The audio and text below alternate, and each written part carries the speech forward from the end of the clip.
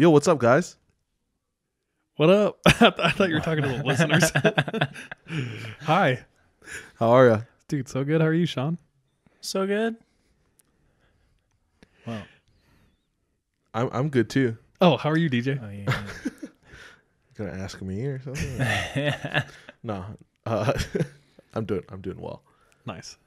I'm excited. How was your guys' week? Pretty cool. Yeah? Yeah. Tell me why. Well, I was actually supposed to go out of town. I was supposed to go to Maine with my wife and go exploring in Acadia, see all the leaves changing. When I get a text and it says Kanye West is coming to Salt Lake City. So I immediately text DJ and I don't say anything and I just say, we have to go. And he instantly knows what I'm talking about without me even saying Kanye.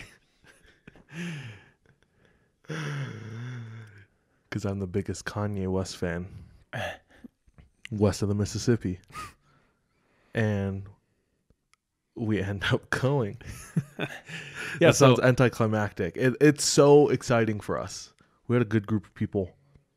Maybe like 12 or 13 people.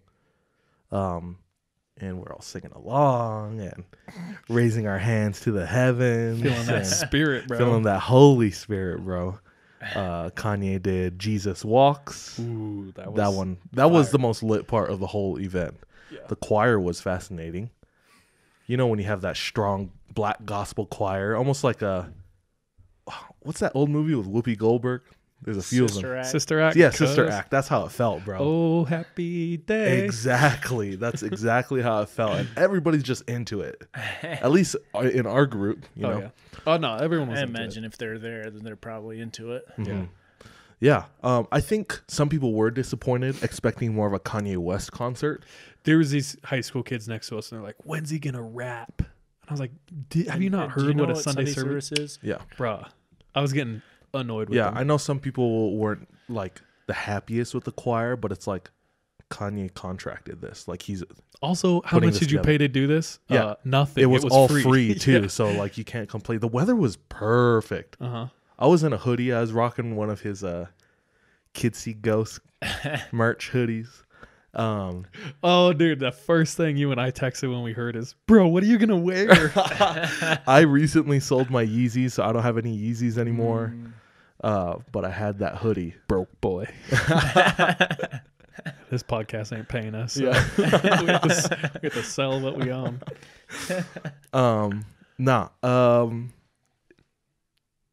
What were you talking about? Welcome to the 3 a.m. podcast. My name is DJ. My name is Charlie. My name is Sean. And we love Kanye West. Okay. Sean, just tag him in it too. We'll see if we get any. Oh, snap. Maybe. Bro, Kanye, you got any ghost stories, dog? Come and tell us. Kids see ghosts sometimes. Kids see ghosts my sometimes. gosh. Oh, that should be the name of our new podcast. You went on a hike though this weekend, didn't you? A hike. You went outdoor exploring. I think I've done that, but I didn't really go on any hikes. I just went for a drive back Alpine Loop. Oh, okay. And how was it? It was very colorful. All them leaves is turning. All kinds of colors from yellow to green to red. And there was a sunset at the same time. Oh, beauty. It might be my favorite time of the year, to be honest, fall. Yeah. You got Halloween, you got hoodies, and you got colorful leaves. Yeah. Oh, that's what I was talking about. Yeah, I was wearing my hoodie, the weather, and like I didn't take it off once because the weather was cool enough, not hot enough. But the weather this time of year is perfect. True. I haven't been up to Alpine Loop yet. It's very at colorful. this time. DJ and I were talking about how both of our fashion game just gets so much better in fall, and it's like, bro, layers? We just layers are our jam, bro. That's my steez. Just yeah, very exciting. October's been fun so far, for me at least. And we hope it has been for you as well. We hope. Yes. I hope your guys' week is going well. I'm excited to share some stories. But first, we're going to do a little bit of questions. And we don't have the question jar. We're going to do something different, okay? All right. So this week's question is, who is the scariest person you've ever met? I'm very privileged and happy to say that the scariest person I've ever met was also the least scariest person I've ever met. And he goes by the name of Mr. Kimbo Slice. He's terrifying. He's terrifying on YouTube. Was. Yeah, was terrifying. R.I.P. R.I.P. Yeah, he did pass away. Kimbo Slice, if you don't know, was an internet phenomenon in the mid to late 2000s for street fighting. And that might sound wild, because it is.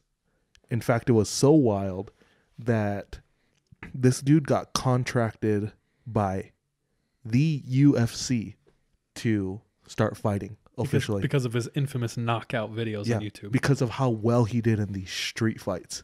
Just knocking people out bigger than him. This dude literally built like Kerjack from Tarzan. Yeah, like a Hummer.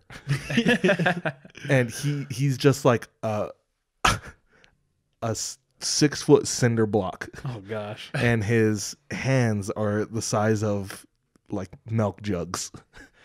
And this big burly black dude, chest hair and all. Where'd you meet him? Huge beard. And I met him in Six Flags in New Jersey. Yeah, when I graduated from high school in 2010, me and my best friend / cousin, our graduation gift was to go to New York. His older brother was attending Princeton at the time, which is in New Jersey. So we stayed with him in New Jersey, and during the day we would catch a train to New York. And that was honestly so much fun. But we went to Six Flags one day, and they had a meet and greet with Kimbo Slice there. Classy New Jersey. We didn't pay to go see him. We were standing on the edge, and he was like 20 feet away. And like we yelled hi at him, and he said hi back, and he asked how our day was, and he was all smiles. Really, really nice. He just seemed like super like gracious and cordial. So you're like, oh, you're not a murderer. Yeah. Like in all his videos, like there's one video where somebody got him so good it looked like his eye was popping out of his head. Oh, just blood all over his face, but he still won the fight. And that was Kimbo Slice. Sean, do you have any? I don't remember ever being like scared of someone when I met them, but I remember thinking about a coworker back in the day, like this guy could shoot the place up. And so I made extra attempts to be nicer to him. He just had those like Joker vibes or what? He had like those vibes. Like one day if he got mad enough, he'd show up with an AK. Yikes. So you got to befriend him so he gives you a hall pass. Pretty much. I was actually his direct boss. So you're like, hey, you want 15 minutes break today? Like extra? Go for it, bro. You good, but you hey, just go home. I'll just clock out for you. Go up behind him when he's like got his shoes and socks off, picking at his toenails, and I'm like, okay. Yeah, you probably shouldn't do that. I'm getting some complaints, but no worries. Like, you take your time. What other freaky stuff did he do? That was the freakiest thing, that just the weirdest thing, but he also just had a weird way of talking. Like it was really slow and like it was just weird. It was weird. Charles, who's the scariest person you've met? So I don't know. I've met a lot of interesting people. And in high school, I allegedly used to write on things. So I met a lot of interesting people in that field. The first person that came to mind is this kid who I used to play Foursquare with in 4th grade. Fast forward to high school, and I hear said kid murdered someone 10 a.m. at a gas station. So that might be one of the top people that I know of. I don't know. But was he good in Foursquare? I murdered him in Foursquare. That's where it all started. Yeah. Let me think. I got to think. Hold on. I don't know. I think the scariest thing is I'm sure I have met the scariest person and I just don't know who it is. You know, it's probably like a normal interaction, but They had some demons or something. That question was asked online, and so people submitted their answers. So I'm just going to read some. All right, so who was the scariest person you've ever met? This person said, I had a classmate in the 2nd grade who had no emotions. His name was Carl. He was like an empty vessel. One day for show and tell, he brought in a cat's skull and told the class it was his family cat, Peter. It smelt terrible, and the teacher flipped out and sent him to the office. Didn't see him for a few days. When he returned, he spent all day, every day, staring the teacher down. One day, he took his pen up to the desk and stabbed her in the leg. He was immediately expelled. Never thought I'd see him again. Fast forward, senior year in high school, we get a new kid. It's Carl. He's back. He didn't hang out with anyone. He stayed by himself during lunch. This girl, Patty, that I was talking to, he kept following her home every day and would wait outside her house across the street for hours, studying and taking pictures of her house. I started walking home each day with her, and he would always be there. So one day I asked what his problem was. He said, "You," and walked away. That night, he broke into Patty's house, but like a shithead, didn't think to check if anyone was home, so Patty's dad stopped him and immediately called the cops. What a creep. Keep going. Actually, whatever. Did that remind you of a time, Charles? Yeah. So I was stalking this girl, and her dad totally cock-blocked me. No. We have Carl or Charles? Did I say Carl? No. Carl with a CH. Yeah. Shut up. Damn it. My name is like Carl. My name's like a busted Carl. Carl. Carl's.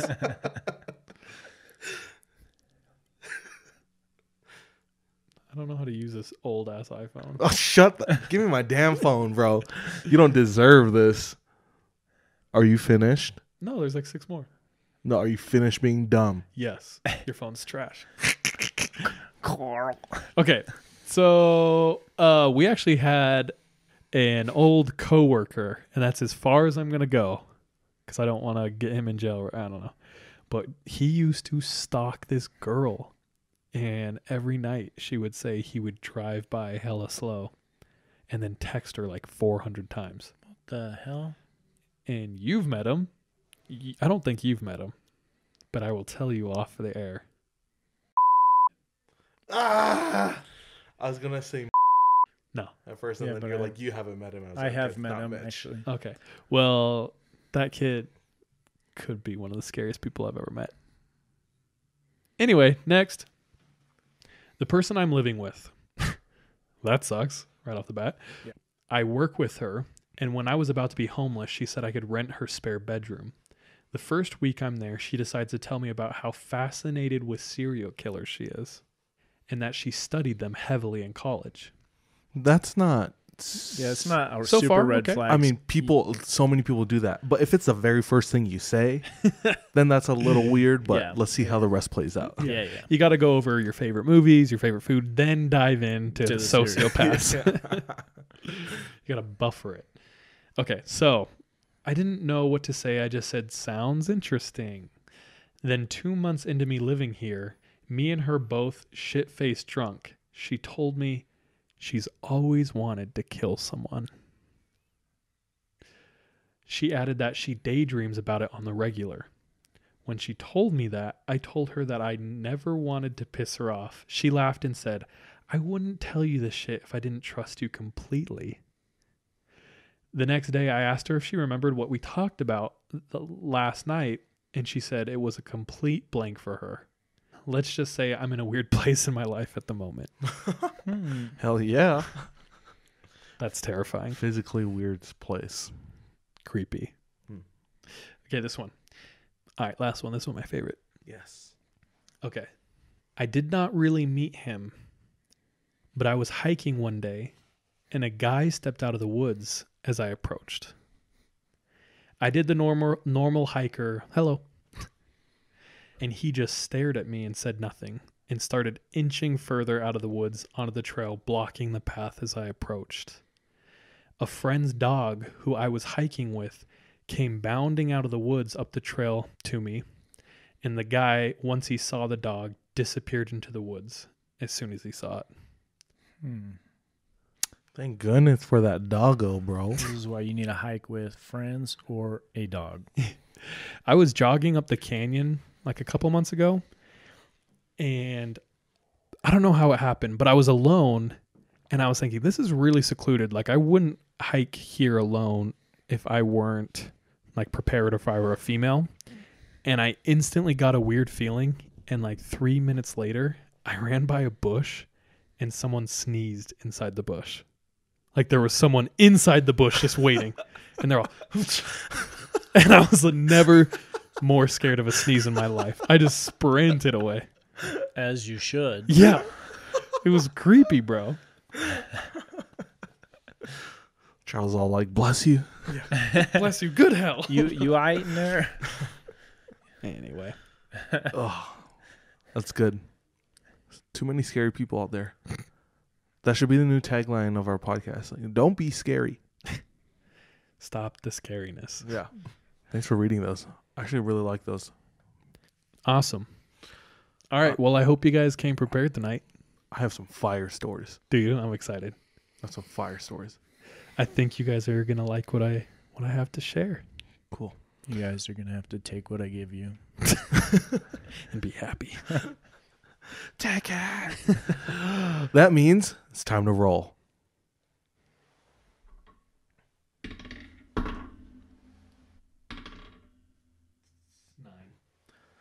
I'm first. All right. We rolled. Charlie got a 6. Sean got a 9. DJ got a 12. So, me, then Sean, then Charles. Nice. Ooh, I'm excited. Also, happy Halloween season, everyone out there. Happy Get spooky. Spooktober. All right, it's Halloween week. We have some good stories for you. So, You're first. okay, I have one to kind of warm up the crowd here. Warm them. All right, so this one is Little whore play. You know what I'm saying? shut your damn mouth. All right, so this one is from a kid whose town had a summer camp. All right. And apparently this camp that was run was almost like a chain. They had like KOA. almost like KOA It's or like the like Denny's of camps. yeah. The IHOP of camps, summer TGI camps. camping. Yeah. And it was for youth, and these camps went like extended out of the US, like they were in other countries. And then the cool part about this camp is that it was also kind of like an exchange program too, where you could go to the other camps. Even counselors could switch to different camps.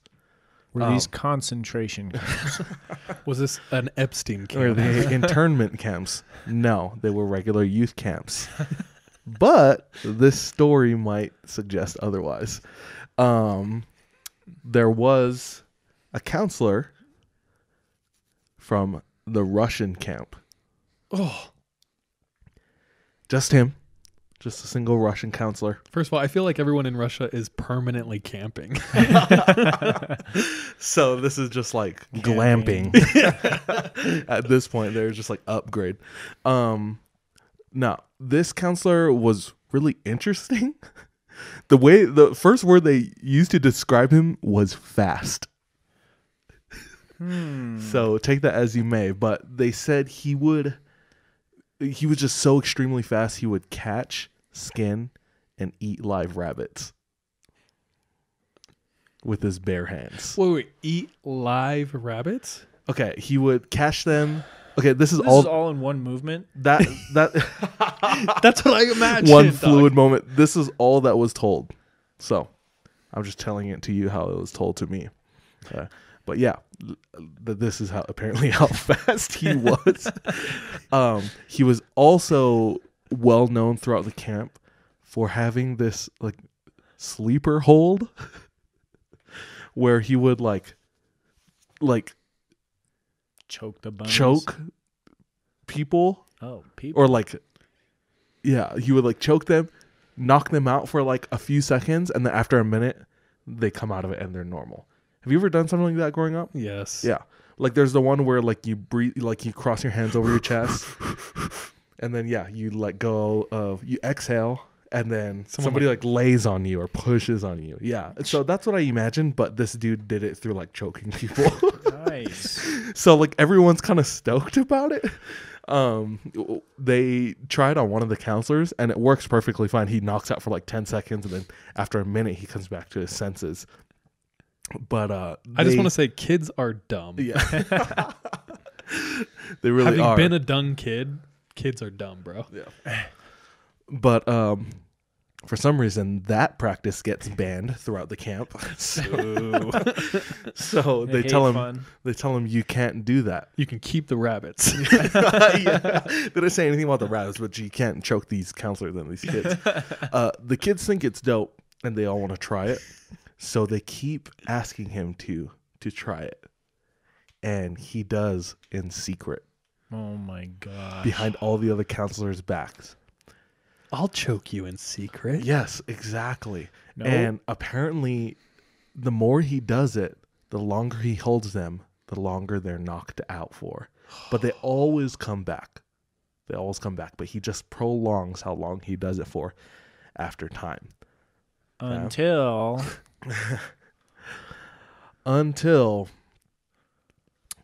they woke up one morning, 2 people were missing. One of the attendees and the Russian counselor.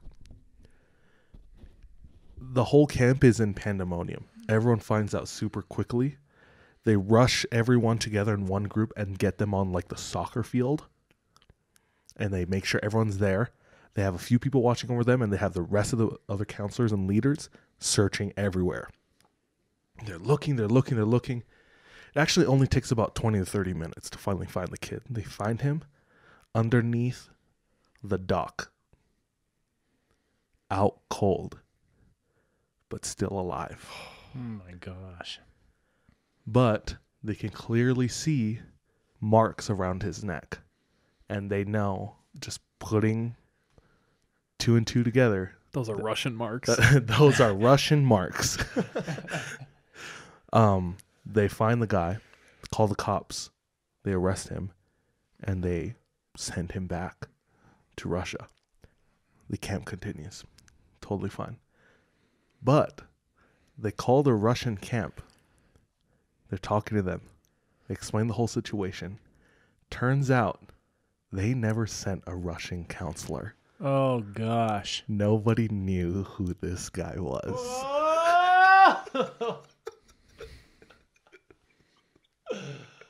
I mean, if you really think about it, per your story earlier, it's pretty easy to just pretend you are somebody. And What are you referring to? Kanye, bro. Oh, yeah. Yikes, bro. Ugh. I got through that whole story just like, this is crazy, Yeah. you know? And this is something that could definitely happen, I feel like. And then the last part where they say nobody knew who they was. We never sent a counselor to your camp. Like, stupid American. Igor is here. I can't do Russian. Damn, bro. Yeah. So that was the Russian counselor camp story. Ugh. Well, So what we learned from this, or like, moral of the story. yeah, Yeah. don't, if there's a Russian in your camp, don't go to that camp. Don't do the little choke out thing for fun. Stop killing bunnies, boy. But those rabbits are okay. Like, you can still do that as long as it's one fluid motion. Yeah, how you read that, you said he would catch skin and eat. And I thought he was like flakes of skin. And like, Ugh. Oh, no. because That's he would catch gross, skin and eat dead rabbit. And I was I like, heard catch, skin, but like in one motion, like catch, he'd have to like snap their neck and like Rip pull it their off. skin back and then eat. Almost like a rabbits. Buffalo Wild Wing, but the flats. You know how you you twist it and pull the one bone out? I pictured that in my head, but with a bunny rabbit. Okay, I have a thought. I would feel like so violated on so many levels if I found that out as a camper. Like, who is vetting these counselors, dude? You just letting anyone in here? If I'd be pissed. I was not one of the foolish children that went to him to go be choked out, I would feel violated because otherwise you did that to yourself. True. I mean, but you trusted and assumed that this effing camp True. didn't hire some random psycho. First of all, commie psycho. Trying to bring in that regime. Yeah. He's like, I'm a sickle one dead child at a time. And then he always called them comrade. Yeah. He didn't know what to do. Bring me the vodka and I will choke you. We're like, choke this dick. Just kidding. Freaking Nikolai. Yeah. Oh, gosh. Rostov. Yeah. He probably thought he could destroy the U.S. from the inside out. one One camp child at a time. Yeah. One child at a time. Oh, that's dark, bro. Taste death, American scum. Choke. Cool. Did you have another story? I do. So, that one was just a warm-up. Dude, I'm feeling warm. In my opinion. So, if y'all feeling warm, then I'm ready to share the next one. All right. Oh, I let's like go. this. Okay, so next one. It's about a man, and he's a young man, early 20s, fairly large, 6'2", about 240 pounds, does Aikido, and from the way he describes it, most of the males in his family are in the same build, all athletic. They've done different martial arts growing up. The women, though, are all small. His aunt, she is the sole focus of this story. The aunt is 5'4", pushing 110 pounds. So this lady's small. Damn. Tiny, bro. This lady's small. But he remembers a time where she was just incredibly angry and pretty much out of control. Dude, And all short people. Am I right, boys?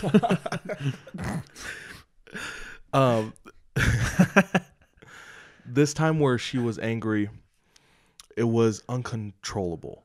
They tried to speak with her, and it was like all rhetoric, all logic has left. And he doesn't remember a reason why or what may have caused this, but the aunt started fighting back against them and getting violent, physically violent. And he says that... Bro, are they like Latina or something? I'll get to that. Okay. He says that it took him and his uncles and his dad to restrain his aunt. Possessed. He said that wasn't the hardest part. Oh, He said the hardest part was just watching how angry she was and how completely crazy What was she mad about? she turned. Does it say? No idea, no reason. She was just, he could see her anger. Damn. And she was lashing out. She's like spitting nonsense. It's just not making sense. So this dude at the time says he didn't believe any of these kind of things, but his grandma, who is a very traditional and native Moroccan, says that she was possessed. He doesn't know what else it is, but he doesn't want to believe it's that. But they run with that. So this happens sporadically at random times for no apparent reason for a few months. And each episode, it seems to increase and get worse. She's more angry. Still just saying things that they can't really understand. Lashing out, taking the men, all of the men to restrain her. Mm-hmm. So finally, one of the uncles contacts a close friend who had experience in dealing with these kind of things. And he comes over, and I guess they're trying to get a diagnosis of, what is actually happening. So this is a long process now where she's angry and possessed. Mm-hmm. Yeah. Well, they're trying to confirm for sure. Okay. So they bring in this dude who deals with like evil spirits. Mm-hmm. And he has a really odd request that I personally have never heard of or seen before. And he says, what I need you to do is to prick her finger, dab a drop of her blood into a cup of water.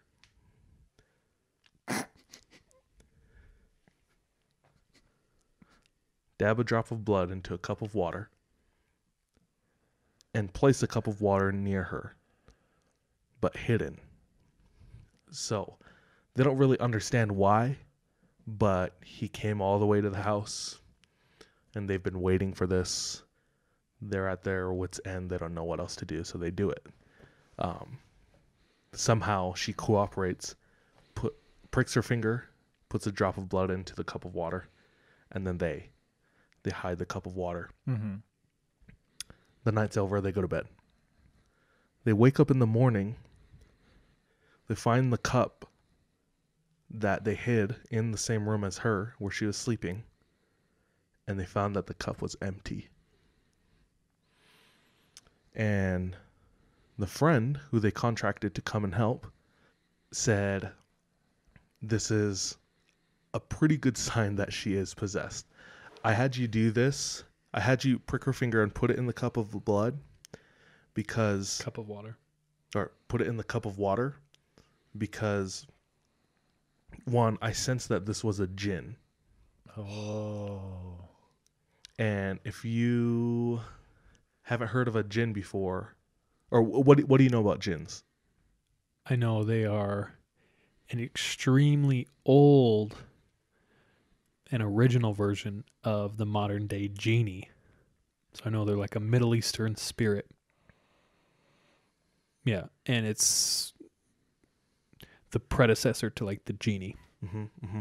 And there's good and bad ones, but this one was bad. And he doesn't even describe this as a possession. He describes this as a bonding. So he says that this jinn is bonding with your aunt. Oh. So one, I suspected this was a jinn. Two, now that the water's gone, we can assume that the jinn drank the water because they like blood and it temporarily satisfies them to have that blood. So now that the jinn is a bit suppressed, I suggest you take the next best action. And the next best action is to see an exorcist. And the exorcist that they are told that they should visit isn't where they live. It's in Morocco. And they live in France. Ooh. So, getting to this place in Morocco is about 1,500 kilometers of a drive, a 6-hour boat ride, and then another 500-kilometer drive. Oh. So this is a journey on the way there. With a possessed lady. With a possessed lady. He's sitting in the back seat. The aunt is on his left in the middle, and on the other side of is his dad. And then the rest of the family members are in the car. And there is one time during their trip where she freaks out and has another episode. They can't do anything. They're in the car. They don't stop. They want to keep going. They want to get to their destination. And they're just like holding her in place until she calms down. Mm-hmm. So they finally get to this town. And the town that they're going to is called Sefro. And I looked this up online, and Sefro looked kind of rural, but there were some beautiful waterfalls and stuff there too. There wasn't much information I found on that, except that Sefro is notorious for the sorcery that happens.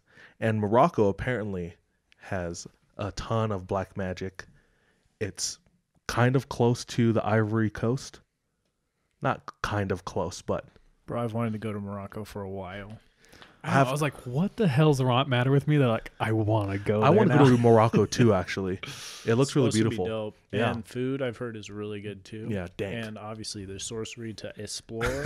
And their magic is black. I have a friend from Ghana that I went to college with, and he said the northwest part of Africa, they call it the pregnant part of Africa. That like bulge of the continent. So Morocco is on the northwestern part of this pregnant part of Africa, and the Ivory Coast is on the southern part of the belly, and that's where a lot of voodoo came from. So it makes perfect sense to me that Morocco has a lot of black magic and sorcery as well. So this is where they're going, and they don't want to believe that their friend was right, but they have like no other choice, you know, especially in a desperate time. You tend to go with like, what else are we supposed to do? The simplest solution. And that's all they had, you know? So they're in Morocco. They finally get there.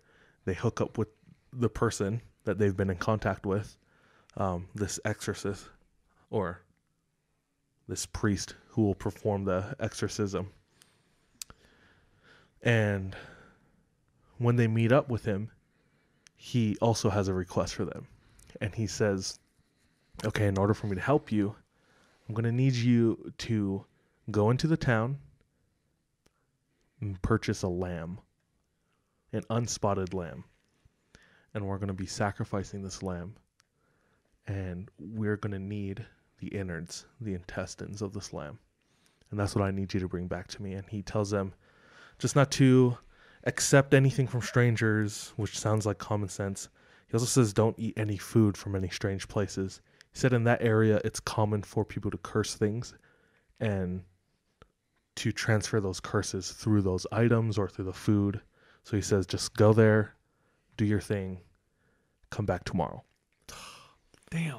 So they travel all this way, and the first thing he tells them to do is to go into the town, this creepy Here's your town. quest. Yes, buy a lamb. Yeah, this honestly sounds like a Legend of Zelda or something. Like you got to check these things off the quest to get to the final plot. They do all of that. They find the lamb. They don't take anything from strangers. They kill the lamb. They have the intestines. They bring it back. Next day, they're all gathered around a table. They lay the aunt flat on the table. And he tells them they don't have to participate, but the more people that do participate, the more it helps with the process of the exorcism. This kid tells himself, I don't want to be a part of this. I'm just going to wait outside. But all of his family say they want to be there to help. What a puto, bro. So he feels bad and doesn't want to be alone. So you don't get Christmas presents this year, bro. He sits in with them and participates. So they all join hands around their aunt. Their aunt is in the middle. And this priest is sitting there with them. And he gets the intestines with his bare hands and he puts it in a bowl and puts it by the head of their aunt. Then he starts to speak. And he speaks in a language that this kid doesn't know. But he doesn't understand. But he knows that it's a traditional Arabic and not a dialect of Moroccan. So he doesn't understand, so he's just trying to observe what's going on. They're sitting there and he's speaking and he's talking. He doesn't know what he's saying. And after time, the rhythm of his speech starts to get faster. And he starts to sweat. And the aunt starts almost writhing on the table, lying down. Her shoulders are turning. And she starts grunting like she's in pain, like wincing at certain parts. And her body's moving and kind of contorting. And this goes on for a while until the lights go out. At which point it's nighttime. Mm-hmm. And they don't see anything. Except all they hear is the man's voice continuing to speak. So they just hear this voice in the darkness. And they hear the aunt grunting in pain. And it's getting more intense. They're laying there. Or she's laying there. And they're all sitting holding hands in the dark. Until the priest lets out a scream. And as he screams, the aunt screams as well. And they scream until they can't anymore. They're out of breath. And it's dead silent. At that point, they hear footsteps coming closer into the room, and the room's getting brighter. And it's this person with a lamp and another bowl. And it's a woman. She sets down the bowl in front of the priest, and they can see with the lamp in her hand, the priest is knocked out. They look at their aunt. The aunt is knocked out as well. The woman grabs water and splashes it on the priest's face. He wakes up. He cups his hands, washes his face. He gets up and he picks up the bowl, the other bowl of intestines, and hands it to the father, so the aunt's sister. And he's holding it. He looks at it. And from the light, he can see that the intestines are now black. Went from bloody and fresh to black. And he tells the father, "Your aunt is now cured. Take this to the mountain and burn it. The demon is in this. And we need to completely finish this by burning these intestines." Nice. So they all go up to the mountain and they burn the intestines. Oh, okay, good. And from that day forward, the aunt never had another episode again. But this kid never felt comfortable around his aunt. The aunt gave birth. He was also afraid of her children. Never talked to them. Or if he did, it was short. Never really wanted to engage with her. He just felt eerie every time that he was with her. But I don't blame him. he says after this whole experience, he said, and in his own words, he said he doesn't believe that spirits can do this. He says he knows that spirits can do that. Oh, my. Well. If you were given the opportunity, would you have joined? Or would you join in an exorcism? Yeah. I think so. I think the only way I'd ever do it is to save a loved one. Save a loved one, and then I'm not some rando. I'm not. Yeah. Like you're walking down the You doing street an and someone's like, exorcism "Bro, over there? you want to see this exorcism in this dark alley?" I got some holy water on me. I got some garlic. I got a wooden stake. I got a silver What you bullet. need? What you need, No, I would. bro? For our merch store, we should sell wooden stakes and like silver bullets, bro. We got to have that silver first, bro. Dude, we'll get it. I know Sterling some silver. Mexican kids from my first grade class with silver teeth. We could ask for them, melt them down. That's freaking wild, bro. That's a great question. Yeah, I think that like I could maybe like contribute with like positive energy. Mm-hmm. I don't know, dude. How does this work? Teach me. I was terrified, bro. Like when the lights go out. And they're sitting there in the darkness just listening to his voice. I have a good imagination, and I could just see that ant like running across the ceiling and stuff. I'd be so scared. I'd be a little scared too. That area of the world, Africa or like Northern Africa, Middle East, India, that's the scariest place to me. Such a huge Equator. blend. Huge Mhm. blend of like cultures. Right. Seems like Old culture. yeah, everything's like crossed over almost. Like everything's blended together. Mm-hmm. Yeah, because you have Asian influences, you have African influences. Have a little bit of European influences right there Yeah. on the tip of Africa. And that's where like that was like the epicenter of like the world's history. Oh yeah. And at one point it's like all ruled by one people, so there was like a huge crossover of culture and things like that. Mhm. When the Moors came into England, they got like, or when the Moors invaded Europe, they got like all the way up past Spain and stuff, I think. I don't know. Yeah. Yeah. But yeah, everyone had like their time to rule. Mm.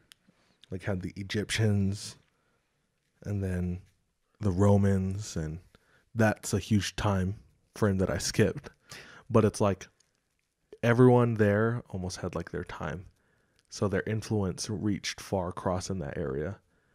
And then somebody else came, and then everything just mixed together. It's I like feel that like treasure from National Treasure. Just everyone would take it and make it bigger with their treasure, and it ultimately ended up with the Knights Templar, and You know what? It's exactly like that. and now it's in a museum where it belongs. Thanks, Nick Cage. When you think, if I said which culture comes to mind when I say the word magic, which one comes to your mind first? New Orleans. Interesting. Whoa. I thought like old English, like Merlin. That's what I thought of. Ooh, That's a good weird. one. I think England and things like that are the last to come to my mind. I think of like Africa, like magic, and I think of like Asian magic. Yeah, no, it's true. But I think an overlooked one, at least in my mind, are the Druids. Yeah, that old Super old Irish. Is that like the area they came from? England, Ireland. Bro, they were into some Saxons. wild stuff. Yeah. Were the Druids, were they like followers of like Merlin or something? I think that Merlin is based off of Druid. Folklore or something? Maybe I'm not too. What familiar are with the topic. Druids? Sean, will you accept this challenge to study Druids and teach us what they are? I accept the challenge to become a Druid myself and Show us Show your you the power way. and might. We're all about first hand here. yeah. Cool. No, I just like when you were talking. I don't know. Anyway, will you do that? Yeah. Cool. Next episode, you'll find out about Merlin and his Druidic people. I got some stories for you guys. Shoot. I got some hitters. Yes, boy. Hell yeah. Hit me. Okay, do you guys want to hear Spank me. a 5 scary, Touch me. a 3 scary, or a 2 scary? Out of what? 1? 5, 3, and 2. Are you going to share all of them today? No. Just kidding. They're all 10s too. So. Okay. Just hit us with the 2. Okay, I got you. It's a 2 out of 2 though, so be prepared. Oh, shoot. Okay, you guys have heard of the gold rushes all along the West Coast, right? Mm-hmm. Where people came across the plains in search of gold and treasure, essentially. Have you heard of the gold rushes in northern Canada? Mm-mm. Mm-mm. Hell no. I didn't know gold was in glaciers. Dude. So, early 1900s, there is a very remote place of Canada where lived the Naha Indian tribe, and word had made it back to Seattle at this point that there was gold to be found out in the Canada or in the Canadian territories. Now, this place was probably a good 1,000 miles away from Yellowknife, Canada, which is kind of the last city in the central northern Canada area. Before no man's land. Before no man, and basically it is no man's land. Yeah. So it reaches the ears of 3 brothers, Charlie, Frank, and Sean Willie, and DJ. the McLeod brothers in Seattle. They hear the stories of gold to be had in northern Canada, and so they embark on an expedition. They make their way up via ship to Juneau, Alaska, and go across Canada from there to this extremely wild and remote location in Canada. They find this raging river where they've heard that there's gold in the area, and they set up camp. They set up camp out in the middle of the wilderness and start panning for gold. And they find the mother lode of gold here in this valley, out in the middle of the Canadian wilderness. They pan for as much gold as they can. Yo, if you found that much gold, what's the first thing you would do? Honestly, I'd get a little nervous because if word gets out that you're finding gold, you're gonna turn up dead, bro. Yeah. Especially back then. Oh yeah, back then for sure. So if us three as brothers started finding gold, I would be like, you keeping that under adamant, wraps like, for sure. Yeah, no one's going into town. No one's drinking. No one's gonna start spouting off at the mouth because we gotta hide this and like get it out of here. Yeah. But then I'd get a grill. You know what my dream is? Huh. To do exactly what you just said. And Cuban link chain. Just to get grilled up. There you go. There you go. So that's what I would do with my gold. I'd get like gold ass spurs on my boots. Just all gold everything. A gold saddle. all my watch. Yeah. I mean, I would do the same. No, we gotta stay low key. Early 1900s, they were probably thinking the same. Honestly. They found this mother lode out in the middle of Canada, and they take as much as they can. Now, the easiest way for them, well, the easiest way for them to get that gold back to civilization is to get on the river. So they build some boats out in the wilderness and start loading the gold up on the boats. And they take off. And it's a raging river. Like there are rapids and waterfalls and all kinds of things. Lions, tigers, bears, oh my. Yes. And the aha. And the Naha Indian. Oh, Naha. My bad, cousins. Yes. They get to a giant waterfall and go over the waterfall. Their boats are destroyed and they've lost their gold. Did they lose their lives? They all three of them make it out alive. That's even worse. Now, they know that they took as much gold as they could, but they didn't take it all. So they trek back to where they had set up camp originally and took as much gold that was left, all the gold that was left, which was not nearly as much. And this time they trek back down below the waterfall before launching their boats again. They make it to civilization, and obviously they spend their gold how they will as the three brothers. And two of the brothers, Willie and Frank, can't let it go. Charlie's aight, though. Charlie, being the oldest and wisest of the three brothers,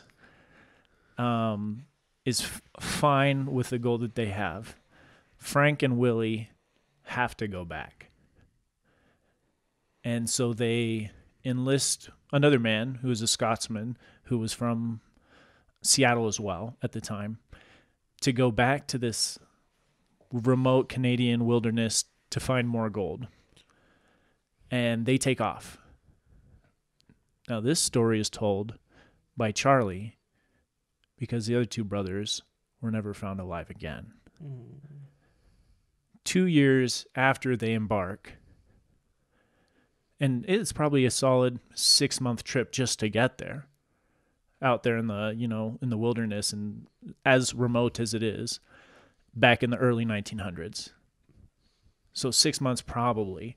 2 years after they embark, Charlie decides we have to go find them. Like maybe they're lost. We have to put a search party out or something. Gets together a group to go and find his brothers. They eventually make it out there to where they had originally gone for gold originally.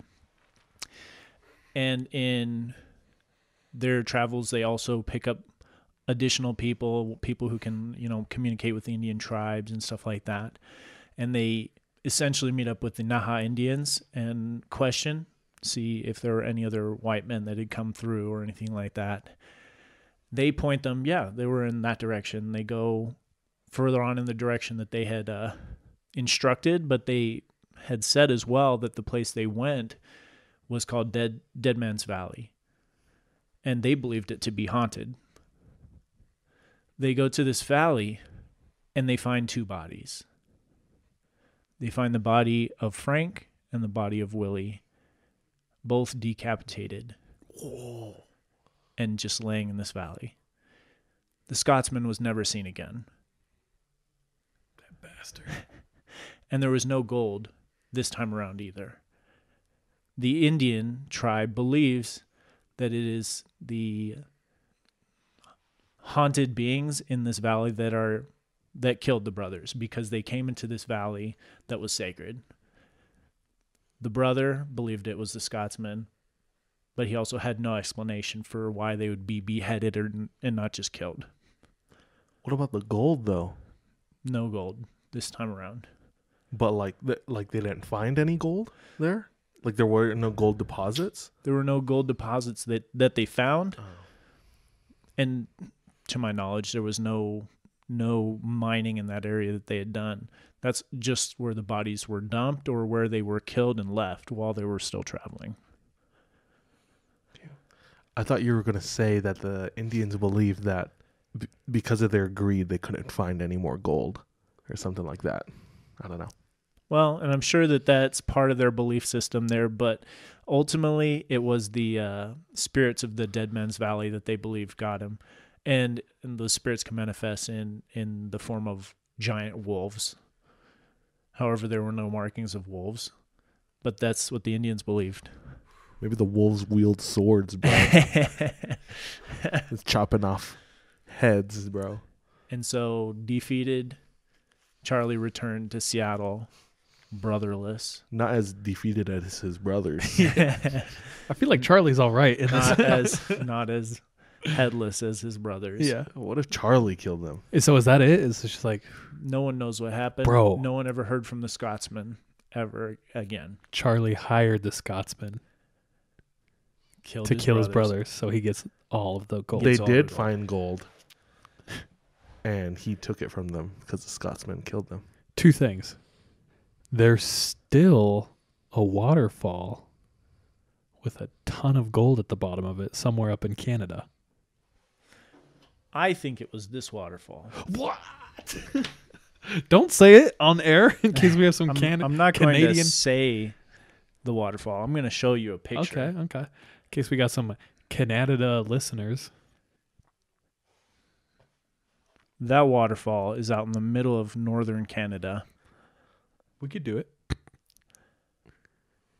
People do go rafting up there now, but they don't go anywhere near the waterfall. Okay, so it's a huge waterfall and would be nearly impossible to swim to the bottom of it. We'd have to have hardcore gear. Yeah. Okay. Yeah, there's no way. Giant waterfall. 2, I have another thing. So last summer, the 3 of us kind of got obsessed with treasure and real life still hidden treasure. And my friend worked with this lady who either was Navajo or worked closely with a lot of Navajo. And she was convinced that there is this old Navajo treasure that is lost in Utah. And she showed my friend on a map exactly where she thinks it is. Why hasn't she gone out there? Because it is cursed. And when she told my white friend, he was like, I don't give a shit. And she's like, no, please do not go out there. And he showed me on a map where it was. So I'm just saying, one of these days, we might have to go out there. Go get some treasure. Heck yeah, bro. This is Thomas. This was Dylan. Dylan. Oh, homie Dylan. Yeah. Where is he? How's he doing? He's in Salt Lake. He's doing well. Nice. I just texted him. Yeah? Yeah. Should hang out with him. We should go hang out We with should go him get that with some treasure with shovels. I'm in. Bro. But that's crazy. That whole story, that's all I heard was like, wait, so there's still treasure out there? There's still treasure out there. And it could be that it's haunted by greed of the men that go after it. Could be the cryptid wolves out there that killed the brothers. Or Could this have been the freaking dirty, Scotsman. rotten Scotsman. Yeah. As a fourth Irish, I hate the Scottish. No, just kidding. I am Scottish and Irish. Oh, damn. And English. You conflicted. And all of those European. Dude, put together. Irish hate England. Actually, you know what was really funny is because a large percent of me is Irish and Norwegian. And when I went to Iceland, they're like, yeah, Iceland, we're basically all Norwegian and Irish because the Vikings came from Norway, kidnapped all the Irish women, and came to this island. And you're like, oh, Yeah, I guess. you were my people. You are my people. I related it a lot. It's crazy to see people who are discovering new worlds, new civilizations. Sometimes these places were inhabited by indigenous people. Sometimes they weren't. Mm-hmm. But the journals of some of these people, albeit a lot of times really exaggerated, but at that point in history, it's like you're on the edge of like Civilization. Yeah. The known. discovering Yeah. Yeah. unknown Mm-hmm. things. So, but it's like the things they saw, whether it was animals. Like imagine seeing an animal for the first time that you never knew existed. That alone is a magical what the creature. F is that? Yeah. Yeah. Yep. Could you imagine seeing an elk? Oh, yeah. They're like 11 feet tall. They're huge. Or Yeah. you're out in northern Canada and see a polar bear for the first time. You Yeah, don't just know a that it- ghost it's bear. just like, this is the spirit the Indians were talking about. Even being told about like elephants and like Get that Europe? shit out of my face. What are you talking about? they're like That there's ain't these real. huge gray creatures. Legs are like trunks of trees. No, you're lying. It's just like no, absolutely not. That It can is fake pull news. trees out of the ground with like this Their nose. space wiener thing. Go on. Tell me more. Yeah. Ugh. Yeah, it's crazy times. Crazy times. I just think like what other places are there Still? could we go to have that same experience? Are there places that are untouched, things that we haven't seen? You mean today? Yeah. Dude, very little. Yeah. No, the biggest thing that we have on the planet that's unknown is the sea. Yep, the ocean. I think we only know 4% of the ocean. So that's a huge portion of like discovery that hasn't been made. And the ocean isn't like 2/3 of the earth, Yes. and we only know 4% of the 2/3. Yep. So Atlantis is around down there somewhere. fun, Got some exploring to do. bigger fish. To fry. There's always a bigger fish. So I have 2 left. One is an ongoing and developing story that's here in Utah, so I will tell it closer to our Halloween episode.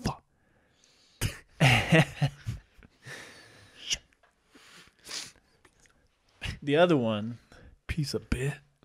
in a previous episode, we talked about, do you ever think you've met a serial killer? And we talked about that stat of you've probably walked by, 60 in your lifetime or whatever, right? Mm-hmm. I have an account of an actual... Don't tell us. Just tell us. Okay, so I took some notes I'm going to share. Okay, this happened in Utah as well. There, and all names have been redacted for the privacy of this person. So But is this someone you know, bro? this is a real story from someone I know. I think this is the first real story we are hearing on this Yeah, podcast. for So real, dude. Bro, what you talking about? So this person is actually the parent of this person that I know. Okay. So this probably is back in the 1970s era. They lived out in one of the smaller towns in Utah, and she played basketball. Their family was going on a family vacation. They were probably going to be gone for a week, but there was a really important basketball game that she had to stay for. So the girl ended up staying in town because she had that game. The first few days that she was alone, really nothing significant happened.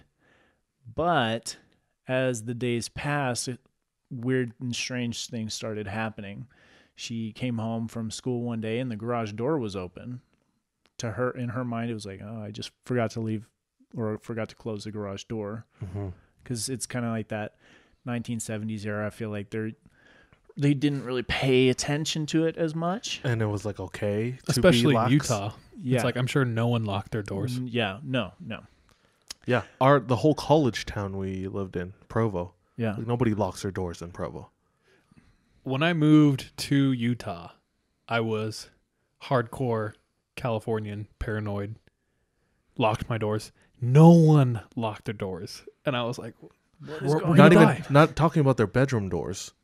Well, they didn't lock that We either. literally left the door to our our house front Open. door wide open. Yeah. 90% of the time.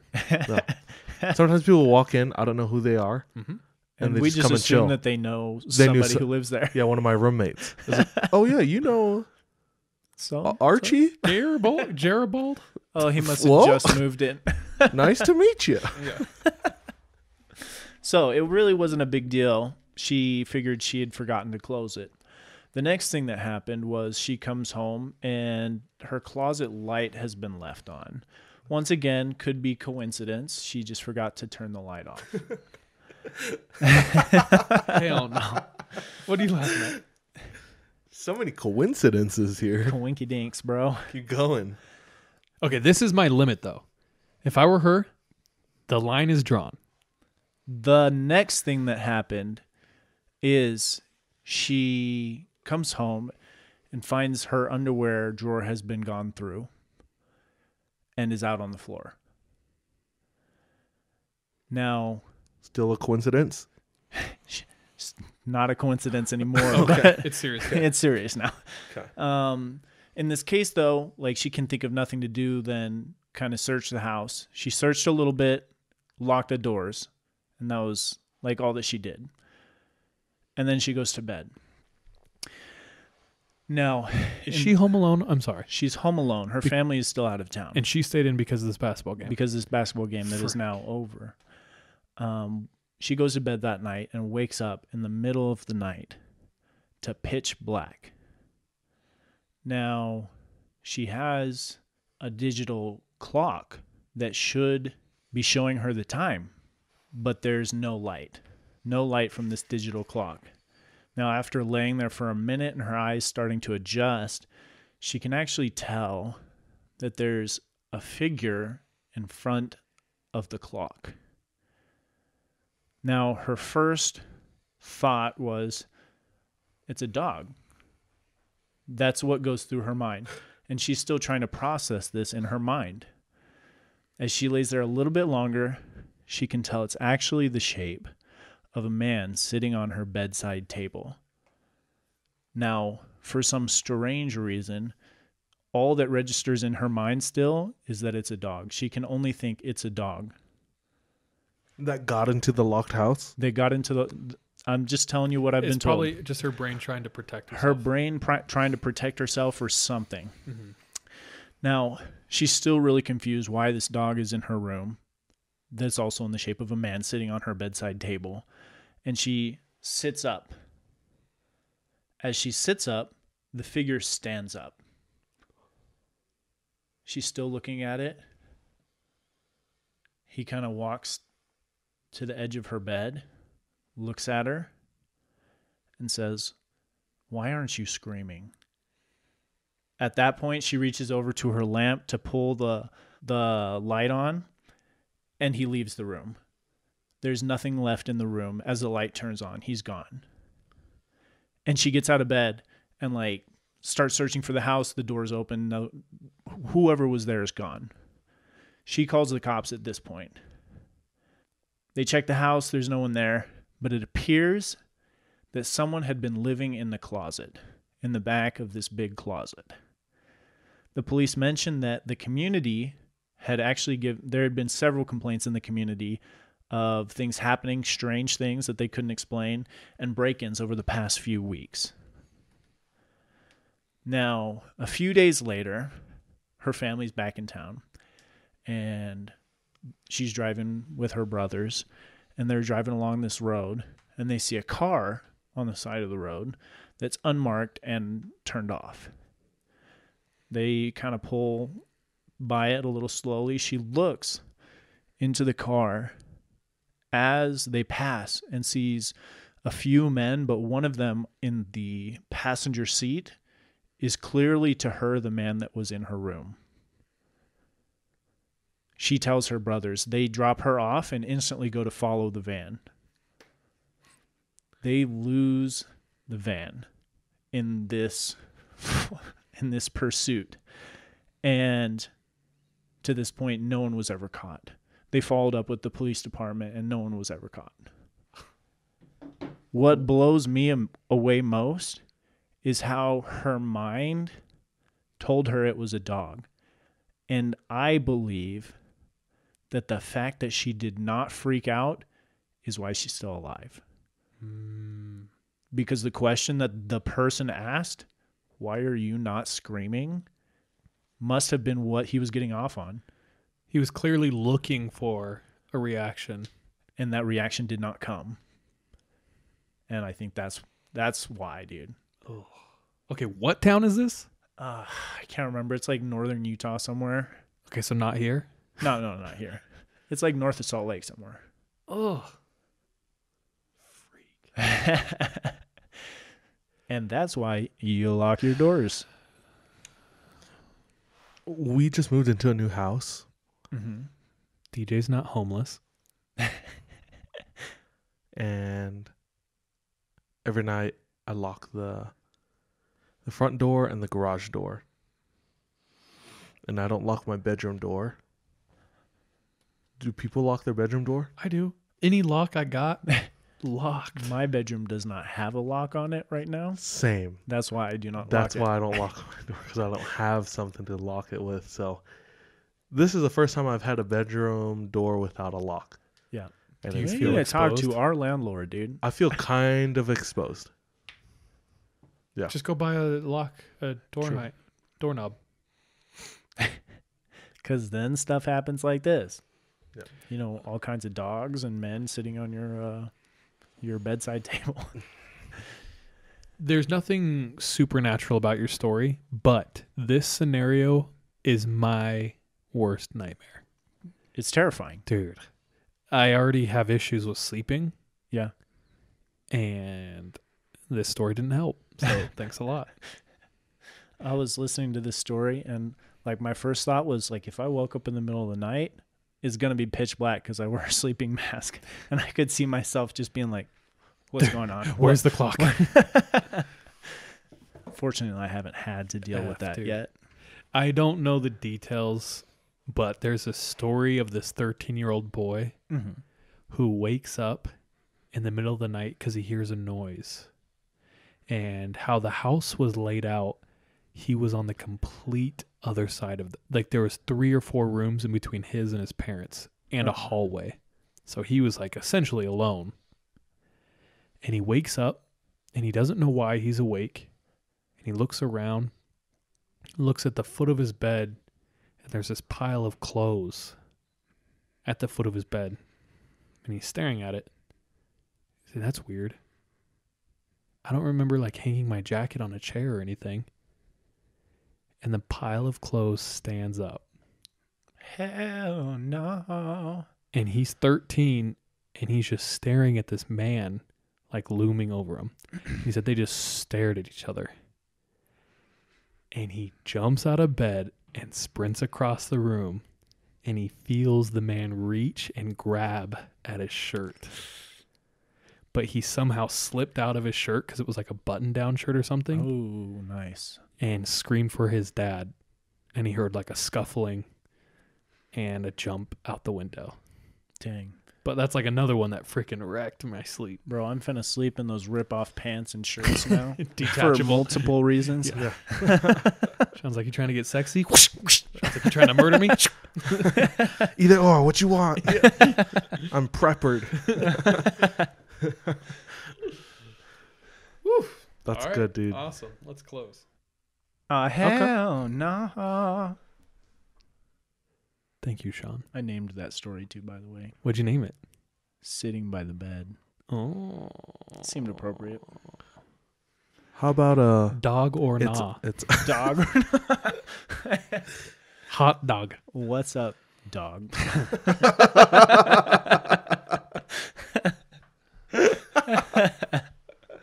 Now I'm just disrespecting the people who told me the story. Are they going to hear this? I don't know, actually. All right. I got a story.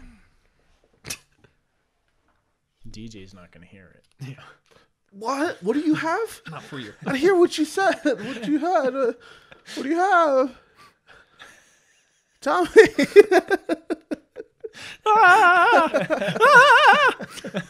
I want Kevin to hear us.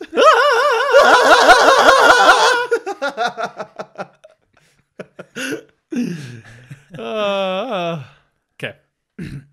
Let's go. All right.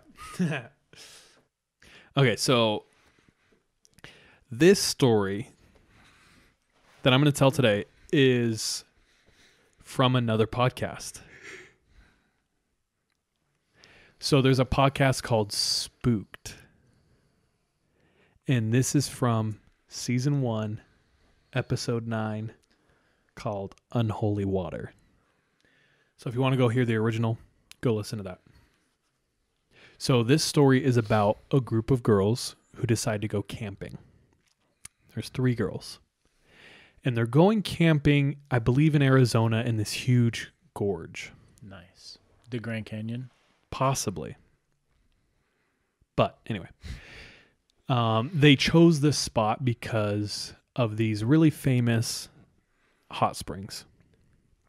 So they come into camp, and how it's situated is the very top of this gorge, there's a small parking lot. Park their car there, and they take the one path down the canyon that leads to these hot springs, and then past the hot springs is where they're going to camp. Now, it is like a gorge, like a valley, so it's super steep walls, you know. Anyway, they go in there. There's several people there. They get in the hot springs, and they're just enjoying their time chatting and meeting a couple of the people who are there. And after a while, they notice a guy had come down, and he's not getting in the hot springs. And he's just walking around, and he keeps making these rounds, just kind of walking around. Slowly, it's getting darker and darker. More and more people are leaving until it's basically just our 3 girls and this guy. Still not in the water. Nope. They kind of get the feeling he's waiting until we get out so that he can look at us in our swimsuits. Is what they said. So they're kind of hanging out on the edge of the hot spring, sort of sitting halfway in and out. And this man has a dog with them. And he comes over and he starts trying to make small talk with them. But every question he asked, it's almost like he wasn't waiting for the answer. He would just kind of blankly stare at them, like he wasn't hearing them. And while he's doing this, his dog is circling them and is making tighter and tighter circles. And each time it gets by them, it brushes up against them.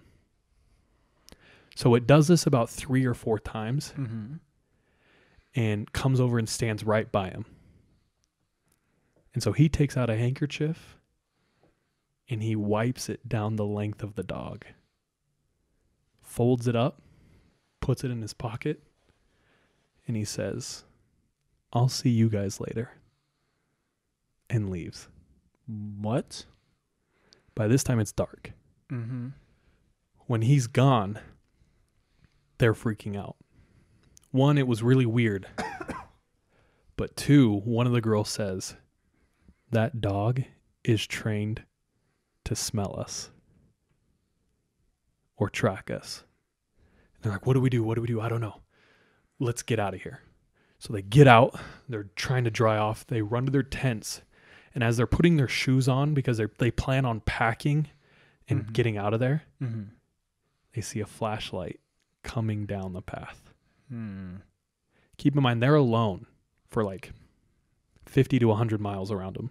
Yeah. There's no one. And a flashlight is bouncing down the path towards their tent.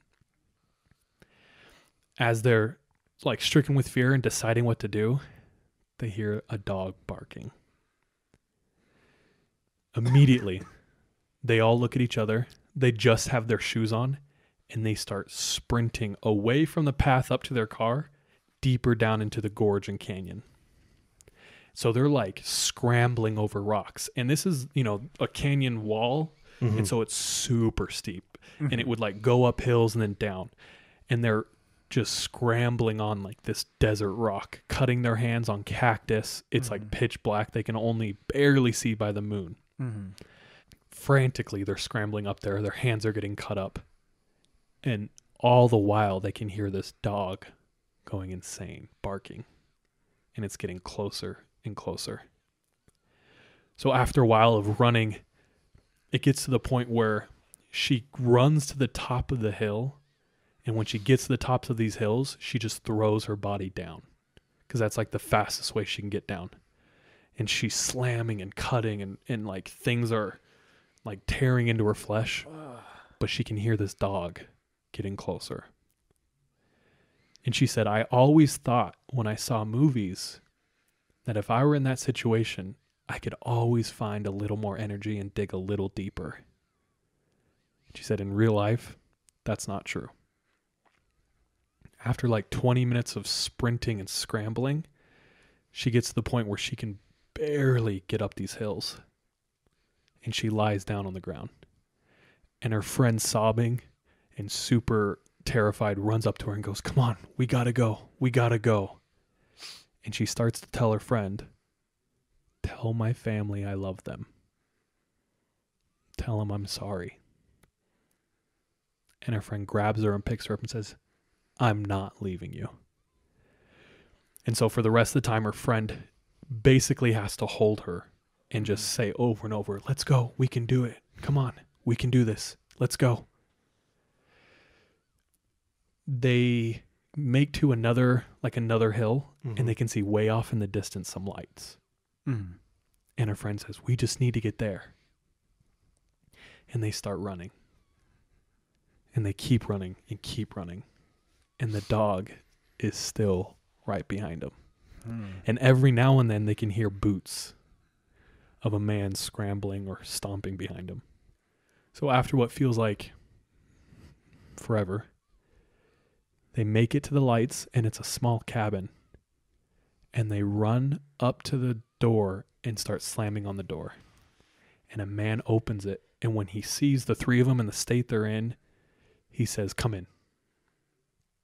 So they come in. It's a man and a wife.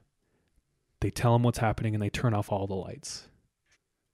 And as they're hiding in the cabin, they see a truck come down the road, and it has its brights on, and it's looking into every direction and keeps backing up and turning a little, backing up and turning, and they watch it for a couple hours, look everywhere with its high beams, and it finally goes away. In the morning, they call the cops. Cops come down, escort them to their tent. And when they get to their tent, their stuff is open and all their stuff is like everywhere. But they can clearly see two men-sized boots circling each of their tents.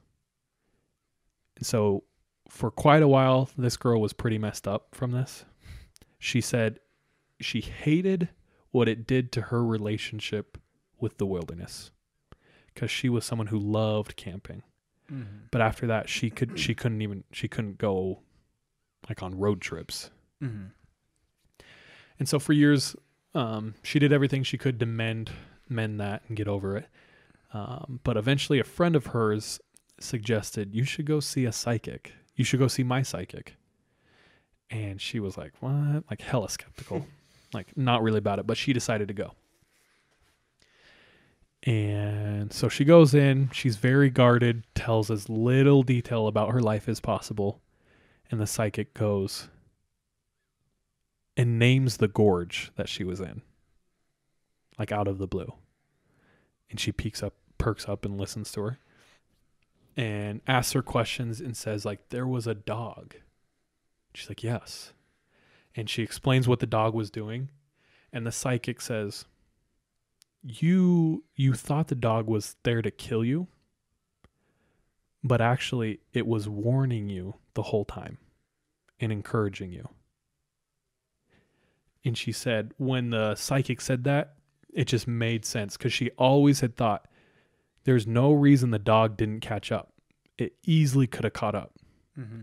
But the whole time it stayed like a little bit behind her and never caught up. And the psychic told her it was encouraging you the whole time. It was telling you to keep going and to get away. Bro, I thought of that too during that time. I was like, they were running for what sounded like a good while. I was like, why wouldn't this dog catch up? Like, this dog is a chunk or I don't know, but just this pug rolling down the trail. yeah. Well, if you believe this psychic, he was warning or encouraging and helping those girls. So they think that it was the dog from the one guy? Mm-hmm. Why would then the dog warn them of that guy? Or maybe it was another guy? Maybe he's done this before and the dog just intuitively didn't want him to catch up this time. It's interesting. I don't know. I would be skeptical still. But the scariest thing about the story for me is freaking realizing what that dog is doing as it circles you and rubs up against you. Mm-hmm. I would not have deducted that. When I first listened to it, I was like confused. And then the second time it made the rounds, I knew exactly what it was doing. And then it was confirmed when he wiped it with a handkerchief. Would definitely think of that instantly because I've also circled someone before. Just, trying to mess with them a little bit. What? Yeah. Oh. Oh, really? You mean like in a past life when you were a dog or just like... No, I was me and they were them and I was circling them and they did get a little freaked out. They're like, why are you doing that? I was like, I was just seeing if I could mess with you a little bit. And he's like, yeah, it's weird. And I was like, okay. When was I've this? accomplished my goal then. Like 2 weeks ago. Oh my gosh. It was me in my unlocked room. DJ was asleep and I was walking around him, but his bed's against the wall. So I was like walking up onto the wall and back down. But bye. If you want a suggestion for a podcast, the Spooked series is really cool. Mm-hmm. It's different than ours because he gets the people it actually happened to. They're the ones who tell the story. That's cool. So you can hear the story from her mouth, and it's pretty powerful. Cool. That's really cool. Not cool though. What did we learn from this? They hiked in, right? Yeah. They would have had to in like a canyon or a gulch or something like that. I think you just gotta stay guarded. Stay strapped. At least a knife. Oh yeah. I think they did everything they could, to be honest. Besides like having a gun. Even like a pocket knife. Yeah. Would mean you're more prepared. It's not even like for defense. Like that's just for in general. Yeah. Camping in the wilderness. Yeah. Having a knife, cutting your food. Yeah. First aid. Yeah. All of those things. Yeah. They needed a knife. If they didn't have it. Because in my head, let's say that happened. I know so many people who would be like, oh, you're just acting paranoid. What? Yeah. No, you need a knife. No. Like the dog's circling us and then they leave. I know a lot of people that would just say like, oh, you're just being paranoid. It's fine. We'll just go to bed. Everything will be fine. That's why it helps to know your circle, Your group, yeah. at least at that time, Know and trust your group. and respect. Yeah.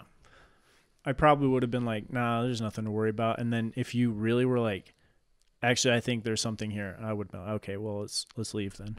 But what if we didn't? What if we just went to bed? Homeboy would have come and gutted us. Well, I mean, One of us would have woke up. yeah. So one of us would have died. None of you would have been sleeping. Only me. You would have been up previous. I'm like, Sean, did you just hear that? He's like, no, because DJ's snoring.